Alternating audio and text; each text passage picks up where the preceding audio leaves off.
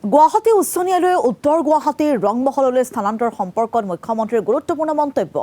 High court বাৰ এছ'চিয়েশ্যনৰ অৱস্থান ধৰ্মঘটৰ কোনো যুক্তি নাই। গুৱাহাটীৰ পৰা ৰংমহললৈ আহিবলৈ 400ৰ পৰা 500 টকা খৰচ কৰাৰ কোনো প্ৰয়োজন নাই।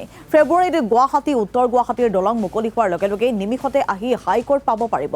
মই যদি মুখ্যমন্ত্ৰী হৈ থাকোঁ অহা 10 বছৰত ৰিং ৰোডৰ কাষে কাষে মেট্ৰ' ট্ৰেইনৰ ব্যৱস্থা কৰিম।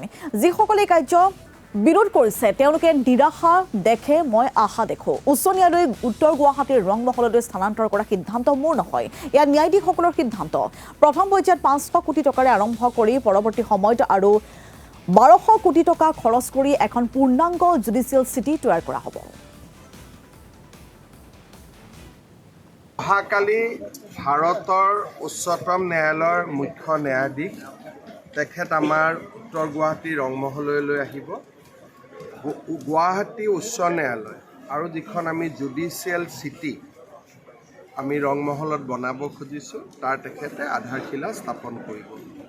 ইয়াতে গুৱাহাটী হাইকোৰ্ট, ডিষ্ট্ৰিক্ট কোৰ্ট আৰু অডিটৰিয়াম, বাৰ লাইব্ৰেৰী সহ এটা অতি উন্নত মানদণ্ডৰ জুডিচিয়েল চিটি এখন ইয়াতে নিৰ্মাণ কৰি উলিওৱা হ'ব। প্ৰথম পৰ্যায়ত প্ৰায় 500 কোটি টকা খৰচ হ'ব। দ্বিতীয় আৰু তৃতীয় পৰ্যায় মিলি প্ৰায় 1200 কোটি টকা খৰচ হ'ব। আৰু ইয়াৰ বাবে সুকীয়া ৰাস্তা এটাও বনোৱা হৈছে। ব্ৰহ্মপুত্ৰৰ নতুন ব্ৰিজৰ পৰা হাইকোৰ্ট কেম্পাছলৈকে পুৰণা ৰংমহলৰ ৰাস্তাটো থাকিবই।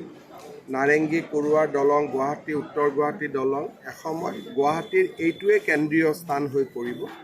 আৰু মই ভাবোঁ যে ইয়াত উচ্চ ন্যায়ালয় হ'লে সকলো মানুহ উপকৃত।